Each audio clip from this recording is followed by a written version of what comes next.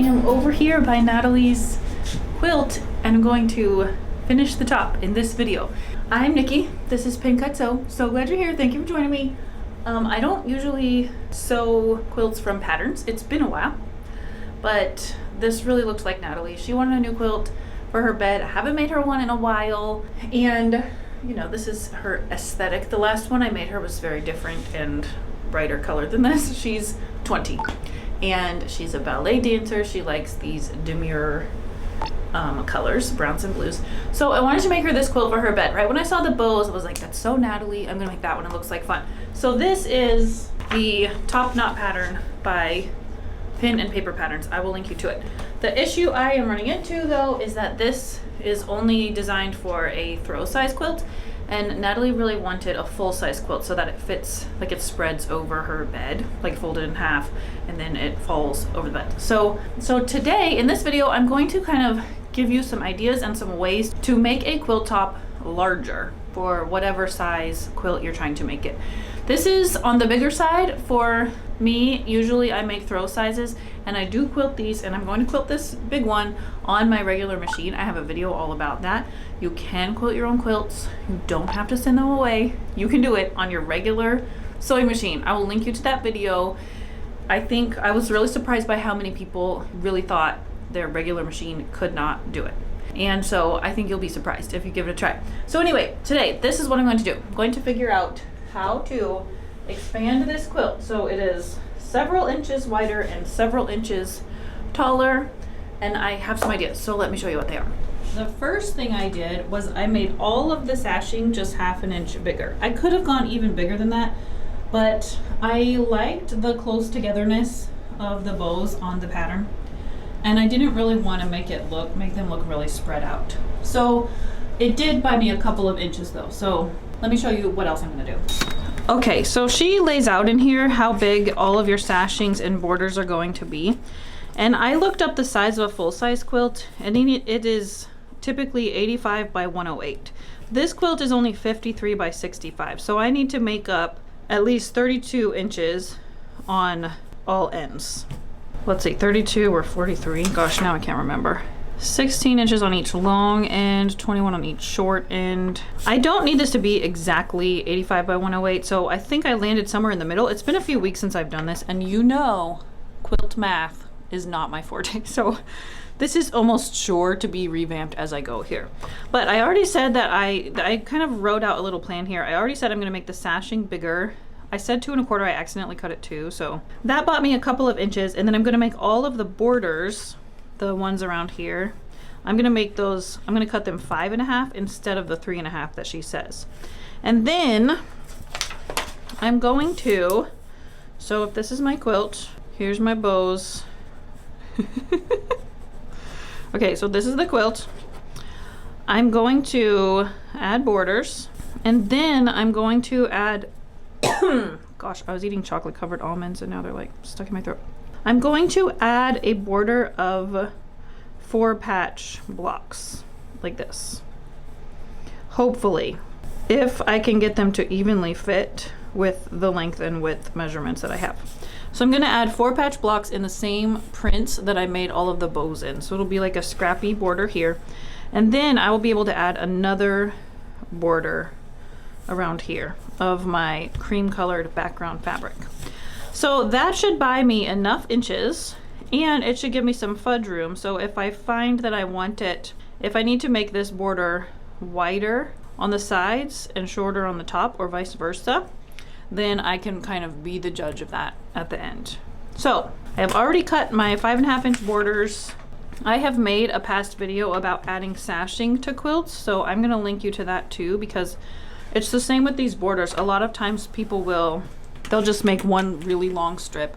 They'll just start sewing it on pin free, and then you may have noticed, if you've tried that like I have in the past, you end up with kind of a wavy border, like your border was bigger than it was supposed to be, and so it's being wavy and it won't lay flat. So that is the wrong way to do it. You actually want to cut it to size. So measure your quilt from edge to edge and then cut the proper length of your border, mark the middle, and then also mark the middle of the side of your quilt, You can also mark the quarters if you need to, and as it gets bigger, you might want to do that.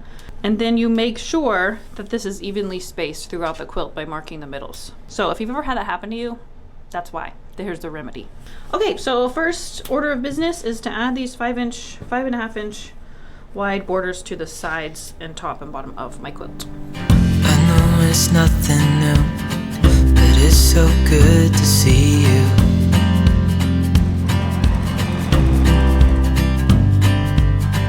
We do this every day, and I'm still so amazed. I wanted to point out a mistake that sometimes people might make. Sometimes if you're adding borders, you might measure the height and width of all of the edges at once, forgetting that once you add the side borders, you've added more width.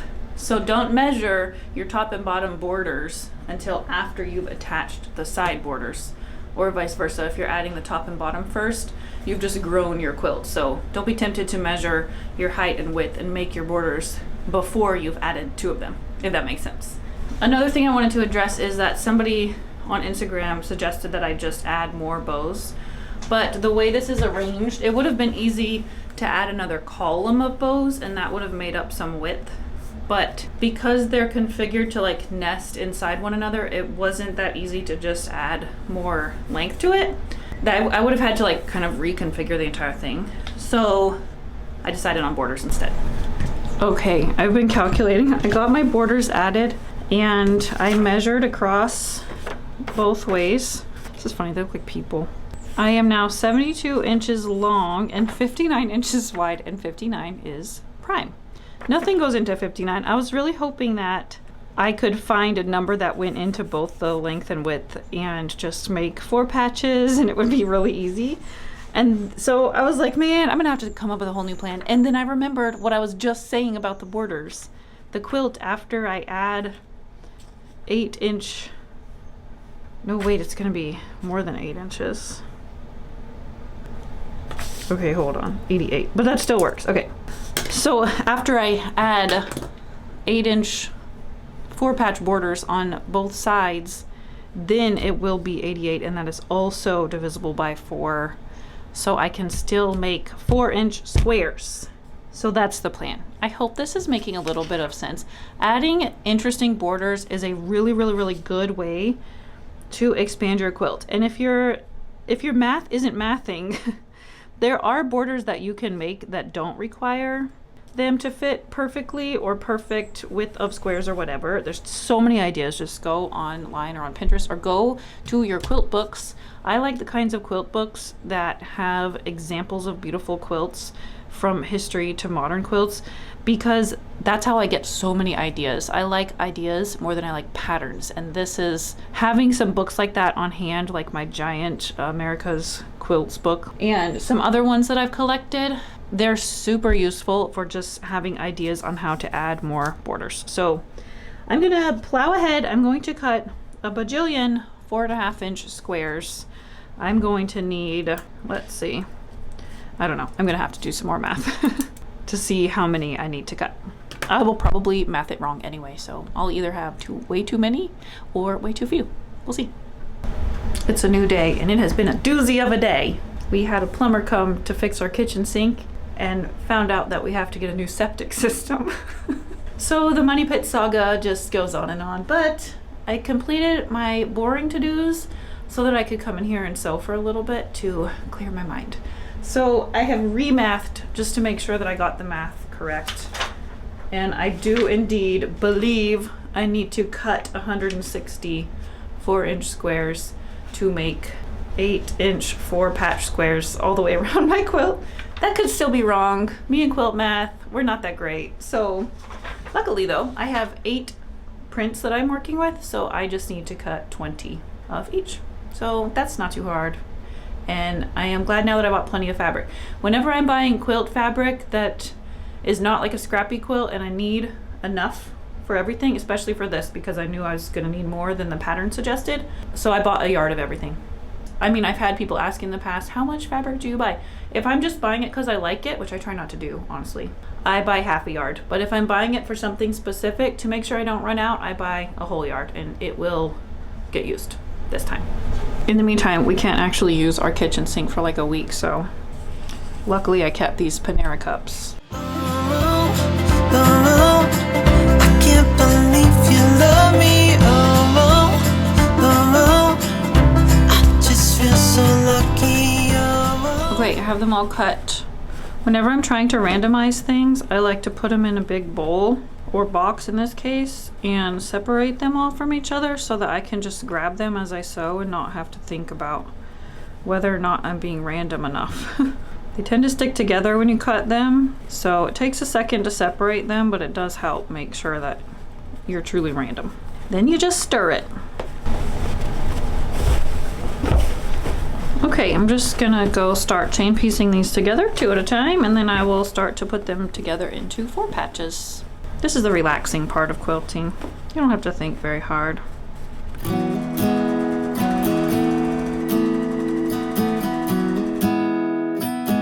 You were the type that eclipsed the room. I was the one who arrived too soon. But no one... So now I'm just pinning these together in pairs. Since I pressed all the seams toward the darker fabric, now I can just sort of checkerboard light and dark, and my seams are nested perfectly. See that? Which makes them make really nice intersections when the seams are facing opposite directions.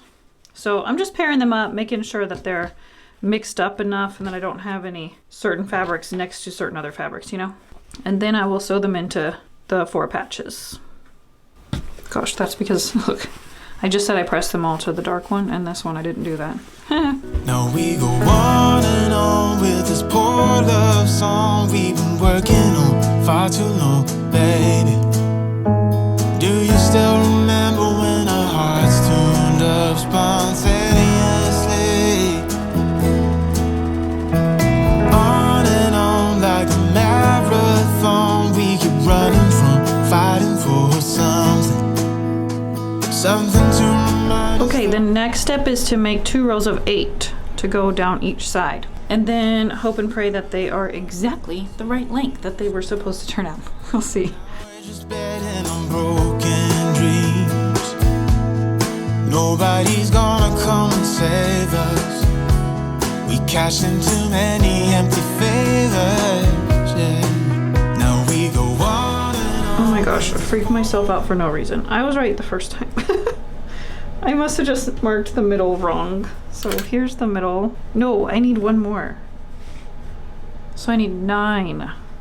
Okay, well that's an easy enough fix. Whew! I tell you what, I've made so many mistakes with quilt math that now I do not trust myself. I almost assume it will be wrong. But this is really fixable, so let me just add 1 more block onto here. Okay, repopulating. Have my center marked. Find the center of this, which is this seam, and hope and pray that this fits.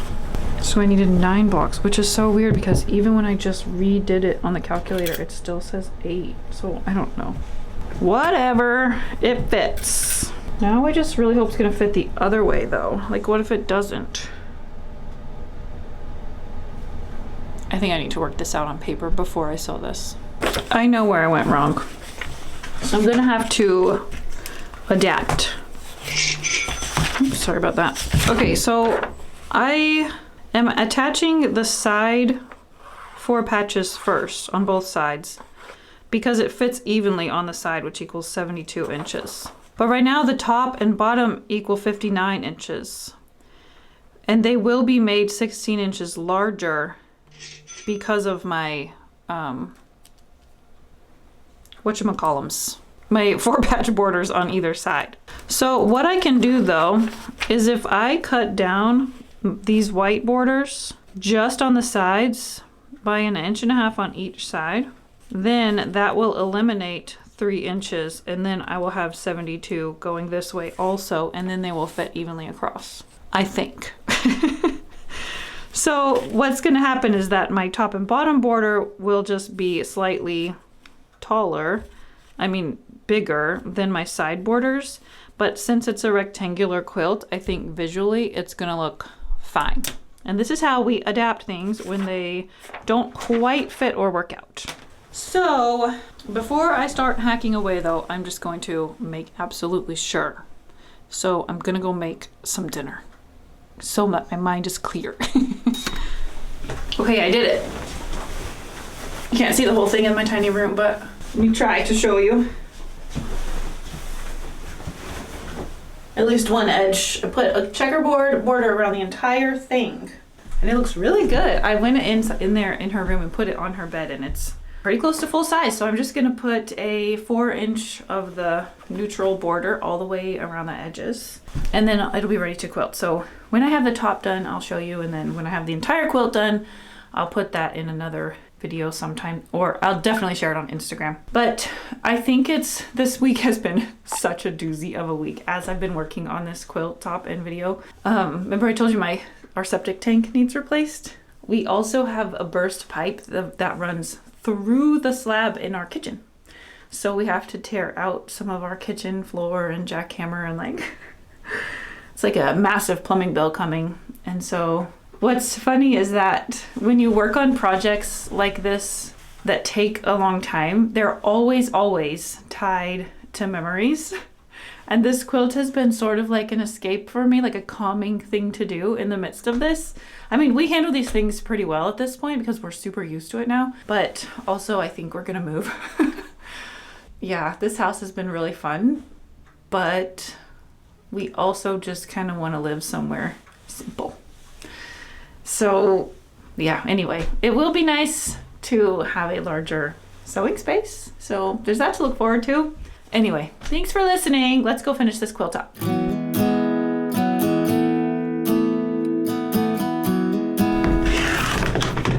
Oh my gosh.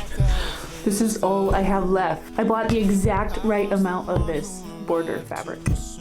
I'm impressed. But no one would ever bet against us if they saw us exchanging glances.